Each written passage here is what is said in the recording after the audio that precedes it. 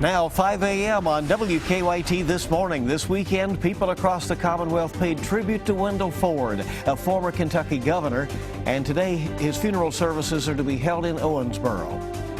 A 9-year-old boy is in critical condition at UK Hospital after a DUI-related wreck in Perry County over the weekend. We'll have the latest. We have some flakes flying around this morning. You can see out back on live sky camera. We'll go over the latest forecast because it does look like this isn't the only day we have in the forecast for chances of snow. I'll talk all about that coming up. Tracking, alerting, protecting. This is WKYT This Morning. Good morning. After a snowy weekend, we have a little more flurry activity out there this morning. I'm Bill Bryant. And I'm Rebecca Smith. Yeah, it seems to have just started coming down, so things could get interesting. Cranking up ahead of the morning rush. We need to get you informed on that. Let's go to meteorologist Micah Harris in our First Alert Weather Center. Micah. Well, this one you will see absolutely nothing like what we saw this weekend. This weekend was some good snow.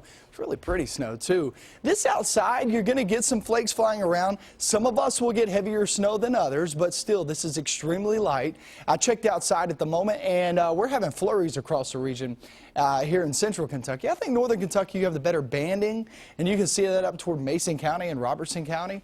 And all that's going to be working through, getting out of Bracken County very shortly, sliding down toward the south and southeast. Check out your temperature differences. 30s and 40s down south. You got 20s up towards central and northern Kentucky. That colder air is going to be filtering on in as we get through the day. So you'll see those temperatures drop in toward the afternoon from the southern and southeastern zones. You guys at 41 in Breathitt County, you'll finish off right there in the lower 30s. Light snow showers, but really our focus of the forecast is this whole week because we have plenty of chances as we get throughout the next 7 days. I'll show you when that falls coming up in about 10 minutes. Okay, we'll see you in a bit. Thank you. Temperatures are dropping across the bluegrass right now. That means that those wet roadways could very well freeze over. Road crews are treating the roads in Lexington right now. WKYT's Mark Barber is live with the latest on conditions out there. Good morning, Mark. Good morning, Rebecca and Bill. Here at Manowar and Harrodsburg, roads are very slick as the rain that fell through much of the night has now changed over into this wintry mix-out we're seeing. Now, even though nothing is sticking to the roads at this point, that could change as temperatures that are already well below freezing could drop even further. Now, salt trucks and snowplows are out across the city. Their blades aren't down, but the roads are still clear, but they are throwing plenty of salt down on main roads. So the only snow that you may see on your driving to work this morning could be the snow still sitting on the shoulder that's left over from this weekend. Now, police say, even though that's the case, the roads are still very slick this morning, and that could become even worse as the temperatures drop even further. So police tell me that so far these slick roads have not caused any accidents this morning, but they're asking drivers to slow down and take it easy to keep it that way. Live in Lexington, Mark Barber, WKYT. Mark, thank you. And police started preparing for those slick roads early. After Friday night snow, officers say they responded to more than 125 wrecks in a 24-hour period. 7 of those wrecks were injury crashes. Well, unfortunately, we still also get our normal calls for service that we have to take, so it's not like we can just drop everything that we're doing and just respond to these accidents. So we have to prioritize our calls as we get them, and so we just try to get to those accident calls as soon as possible. Lieutenant Jesse Harris with Lexington Police says they can call in other officers if needed. We'll stay with WKYT for continuing coverage of this winter weather system. You can always find updated closings, delays, and weather info on WKYT.com.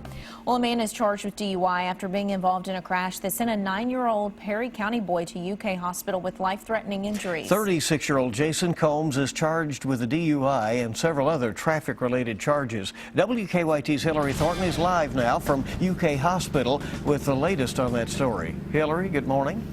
Good morning, Bill and Rebecca. That 9-year-old boy is recovering here this morning at University of Kentucky Hospital after state police say that driver, now charged with DUI, crossed the center line, hitting the car driven by his mother head-on. Troopers say they got the call about a crash near Perry Central High School around 7 o'clock Saturday evening. Now, that is on Kentucky 550, also known as Combs Road. Investigators say 36-year-old Jason Combs was driving the pickup that crossed the center line. Combs was arrested and charged with DUI and several other traffic-related offenses. Now, state police say no one witnessed the actual impact of the collision, but people living down the road did hear the crash and then rushed out to help those involved. Now, the mother was treated and released from the hospital with minor injuries. At last check, the 9-year-old boy is in critical condition, and police say other charges against Combs are pending, depending on the outcome of his injuries. Live in Lexington, Hillary Thornton, WKYT. All right, thanks so much. And new this morning, a Bullitt County man is behind bars after police found him in a home with dozens of stolen firearms. Sheriff's deputies arrested 53-year-old Victor Custis at a home on North Lakeview Drive in Bullitt County. You're looking right now at pictures of some of the firearms that police say they found inside his home. Deputies found about 24 stolen firearms, 18 of which were rifles. They also found meth in his home. Custis is charged with drug possession and receiving stolen property. Louisville Republican Hal Heiner is expected to file for governor today. Heiner is a former Louisville Metro Council member and mayoral candidate over there who narrowly lost. He's running with former Lexington Urban County Council member Casey Crosby. Crosby is also the finance chairwoman for the Republican Party of Kentucky. They too will officially file in Frankfort this morning. They're set to run against Ag Commissioner James Comer and former Supreme Court Justice Will T. Scott in the Republican primary. Well, he served Kentuckians for decades, first in Frankfort, then in Washington. And this weekend, people across the Commonwealth paid tribute to Wendell Ford. The former governor and U.S. Senator died last week at his home in Owensboro. Former governors and advisors spoke at the ceremony as Ford lay in state. Many of those in attendance say they gathered inspiration from the former governor. Kept the picture of two governors in my office. That was, of course, Governor Combs, being from Eastern Kentucky, and Governor Ford. Here truly then was and is one of God's finest designs. Yes, a colossus performing good deeds for so many, whenever, wherever opportunities arose.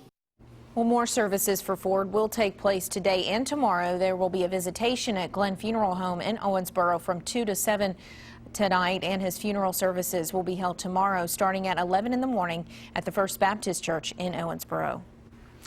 Well, this weekend, Kentucky State Troopers traded their gray uniforms for basketball jerseys for a while. Teams entered a tournament pitting Kentucky's finest against each other at the Knott County Sports Complex. The money raised for the event went to the State Trooper Project. That's an effort to build a memorial statue at the KSP Training Center in Frankfort.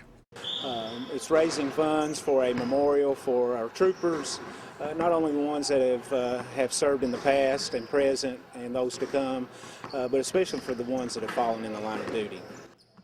And some fancy moves there as well. It looks like the tournament raised close to $2,000.